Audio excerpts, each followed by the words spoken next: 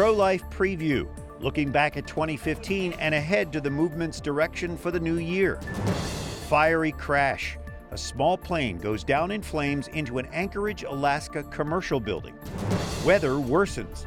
Some regions face both flood and blizzard warnings. And full of grace, a new movie explores Mary's later years and her influence on the early church. Those stories and more on EWTN News Nightly for Tuesday, December 29th, 2015.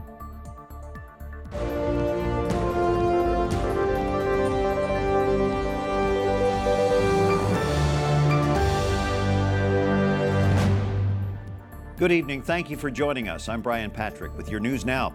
Dozens of deaths, all blamed on severe storms this Christmas week. At least 24 of those fatalities can be attributed to a single massive system that's wreaking havoc across the U.S. Missouri's governor activates the National Guard to help flood victims as Americans cope with everything from high water to deep snow. Severe weather causes tremendous damage across the U.S., bringing blizzard conditions to the west and more flooding to the Midwest and Plain states. In Missouri, rain sends already swollen rivers surging over their banks. I am worried. I don't know what to do. I've been sick to my stomach. I can't take my medicine. I just don't know what to do. And it's still supposed to come up higher. People in Oklahoma are forced to cope with both flood and blizzard warnings. One man had to walk to safety through freezing water.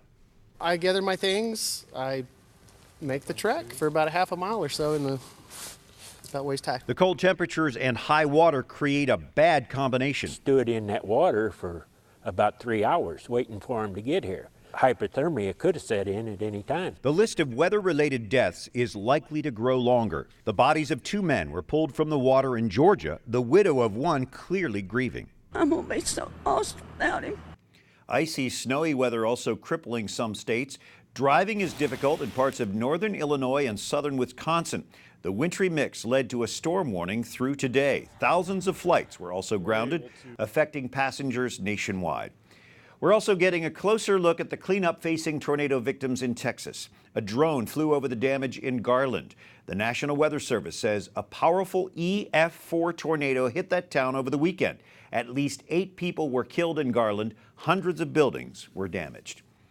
A Chicago police officer faced hecklers today as he arrived for court. Jason Van Dyke pleaded not guilty to murder and misconduct charges. The white officer is accused of shooting a black teenager 16 times. Laquan McDonald's death sparked widespread protests. The Justice Department is now reviewing Chicago police procedures. The family of a Cleveland boy gunned down by police is outraged that officer will not face charges. The prosecutor says the officer made a series of errors but did not break the law.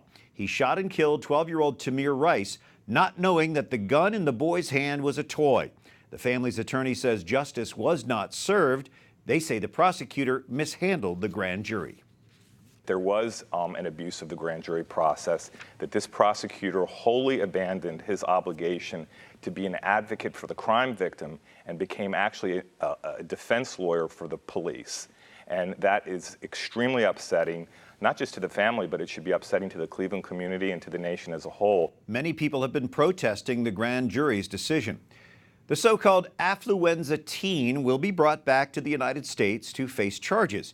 18-year-old Ethan Couch and his mother were found in the resort town of Puerto Vallarta, Mexico. Police say the teen violated his probation by leaving the country. Couch first made headlines when he was sentenced to probation for a deadly drunk driving crash. A psychologist testified, as a rich kid whose parents didn't set limits for him, he suffered from affluenza. A federal judge blocks Missouri's attempt to strip a Planned Parenthood clinic of its abortion license. It's been a rough year for the abortion provider, as Jason Calvi reports from the Capitol tonight. Jason? Yes, Brian, the House returns from their Christmas break next week. First up, Speaker Paul Ryan is promising a vote to defund Planned Parenthood. It already passed the Senate, which sets up a promised presidential veto. So when the president is going to veto this legislation, it once again opens up the public's eyes. Mallory Quigley works for the Susan B. Anthony list. They promote pro-life candidates and laws. It's been a banner year for pro-life legislation at the federal level and in the states. We had nearly 400 pro-life bills introduced in state legislatures this year. Almost 50 of those have become law. And we're talking about common sense, pro-life, pro-woman initiatives. At the national level in January of this year, the House promised a vote to ban most abortions after 20 weeks of pregnancy. The vote was polled the day of the March for Life. Pro-lifers protested Speaker John Boehner and even faced jail time. Don't stand back and let them die. The House finally passed the 20-week ban in May, but it stalled in the Senate. The 20-week bill is just a way for Senator McConnell to pander to the extremists in his party. The move to defund Planned Parenthood picked up in July, when undercover videos reportedly caught Planned Parenthood trying to harvest and sell baby body parts. People across the country rallied against the abortion provider. Defund Planned Parenthood. And since then, Planned Parenthood has heated up the campaign trail. If you remain silent, if you support, as so many congressional Democrats do, the continued taxpayer funding of Planned Parenthood, then you are complicit in this barbaric practice. Congress is investigating Planned Parenthood. The group's president slammed the videos when she testified in September. Based on heavily doctored videos. But we also heard from a Planned Parenthood whistleblower. That Planned Parenthood is all about the bottom line. And several governors also leapt into action to defund Planned Parenthood. Just this week in Utah, the Planned Parenthood there is once again appealing their governor's cuts. Now, looking ahead to the 2016 elections, the Susan B. Anthony list is already on the ground, knocking on doors. Brian? Thanks. Jason Calvi at the U.S. Capitol tonight.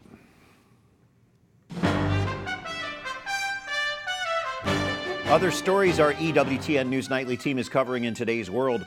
Belgian police arrest 2 people suspected of plotting terror attacks planned for New Year's Eve in Brussels.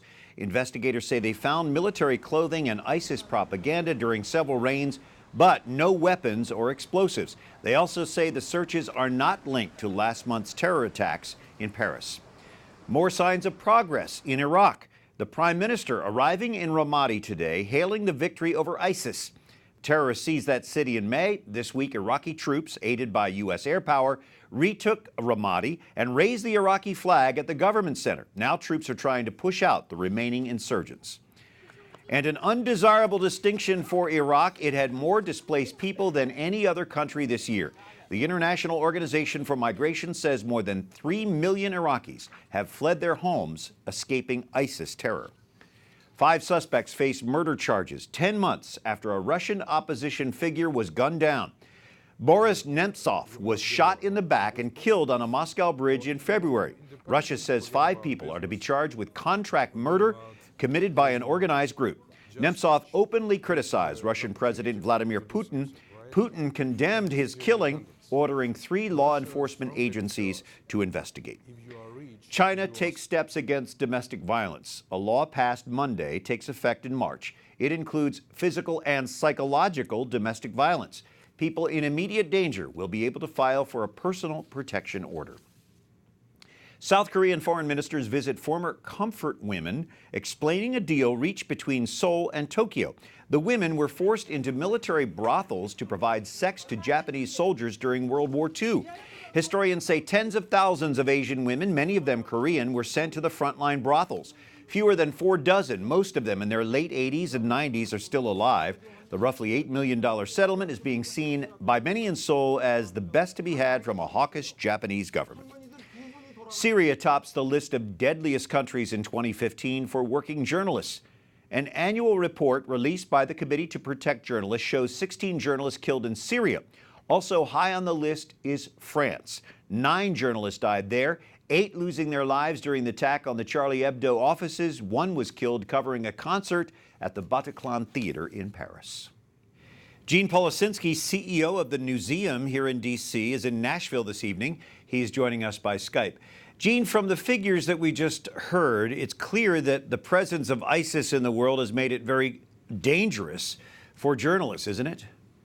It has. And what you have are people now who have, I think, an organized campaign against the people who not only just report the facts, but report facts that are counter to their very crafted message they're trying to get out. So journalists are no longer even neutral. They're really being targeted, and by Al-Qaeda and ISIS and the rest, they really are going after journalists today. And yet we as a society rely on our journalists to bring us the news, to alert us of these dangers around the world. Do you think people realize at all the dangers that journalists face in doing their jobs? You know, I don't think we do. In many ways, that's understandable. Journalists are really by desire hoping to stay out of the headlights, to stay out of the vision, to bring the story, not become the story. So they really haven't done a good job in a lot of years to say this is the danger we faced. You get reports like CPJ, Committee to Protect Journalists, Reporters Without Borders. We have the Journalist Memorial at the Newseum, where each year we try to call attention to how dangerous it is. But again, you know, journalists are, part of their job is to go where the risks are to get the story. And unfortunately, they become the story. But I think no one wants to be the focus of what's going on out there. Is there anything that can be done to protect these journalists in these danger areas? You know, I think in the short term, it's really up to journalists to do the work and they are. There's more training. There's more alertness to the kinds of conduct that can bring attention to you. There's more concern about encryption of messages. In the long term, the government can respond by tracking down these murderers, and governments around the world need to do that. And again, by calling attention to the deaths in reports and in events every year, you hope to encourage governments and people to say, wait a minute, this has to stop. We have to go after these murderers. And of course, also, if it's an aid worker or an educator who's killed, we hope the government will prosecute them in the long term. In the short term, it's up to journalists to protect ourselves.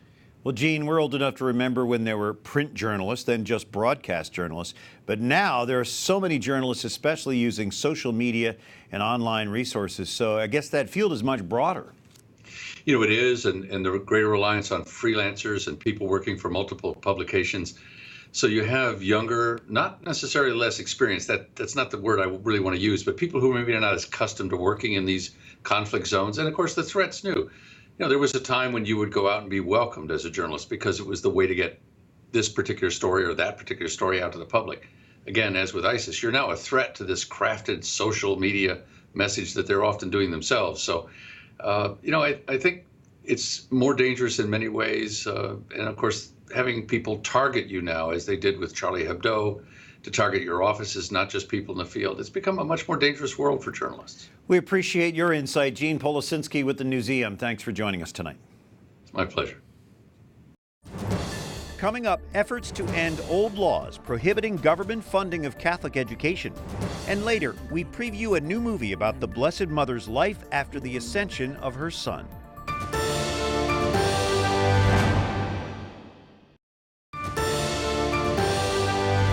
Thanks for joining us on this fifth day of Christmas, Tuesday, the 29th of December, and a developing story tonight. The FBI says a pilot killed in this morning's fiery plane crash in Alaska was not authorized to fly that plane. The Civil Air Patrol says Doug Demarest joined that group 5 years ago. He was killed after the plane he was piloting clipped the corner of an office building in Anchorage. It then crashed into another building, bursting into flames. The FBI says no one on the ground was hurt. Demarest appears to be the only person in that plane. A Hawaiian man will not face charges for flying his drone near President Obama's motorcade. The Secret Service says the drone was seen hovering car high as the motorcade passed on Monday. Investigators say the man didn't know the motorcade was in the area. He immediately stopped flying the drone when police alerted him. The president and his family are in Hawaii for their annual Christmas vacation. Now a story that affects Catholic education. Patrick Reilly with the Cardinal Newman Society joining us tonight to discuss the recent interest in the Blaine amendments. Patrick, start by just explaining the Blaine amendments briefly.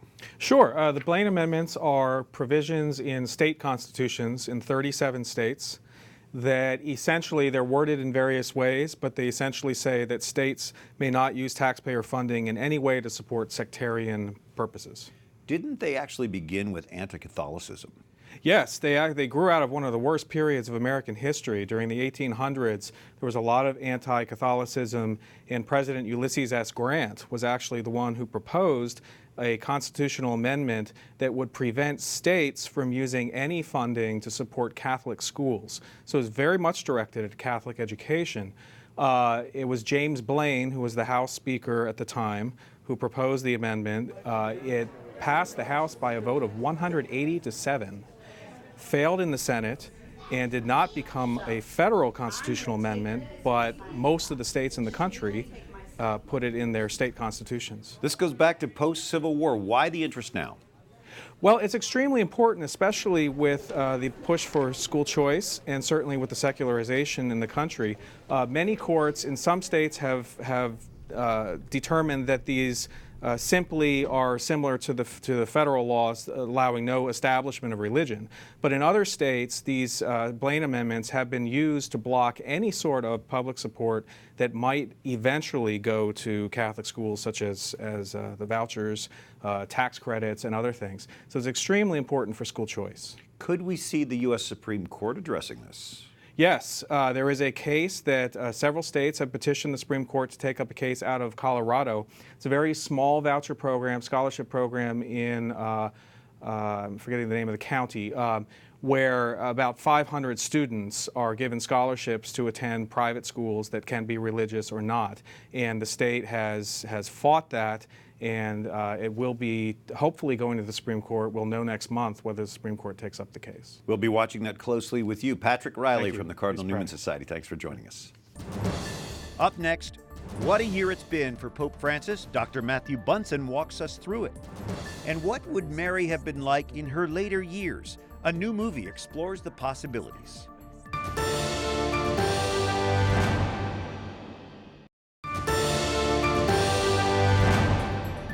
Oh, sing to the Lord a new song. Sing to the Lord, all the earth. Sing to the Lord, bless his name, tell of his salvation from day to day. From today's responsorial, Psalm 96. Thanks for joining us this Tuesday evening, the 29th of December. I'm Brian Patrick. New England gets hit with its first significant winter snowstorm.